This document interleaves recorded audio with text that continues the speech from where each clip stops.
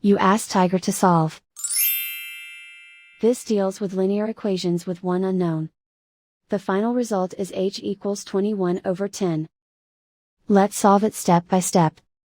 Group all h terms on the left side of the equation. Subtract 89h from both sides. Group like terms.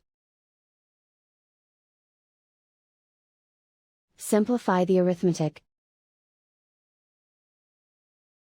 Group like terms. Simplify the arithmetic. Group all constants on the right side of the equation.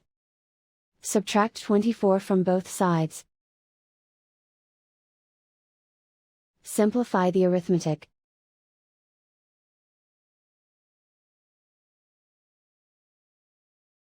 Isolate the h. Divide both sides by 10.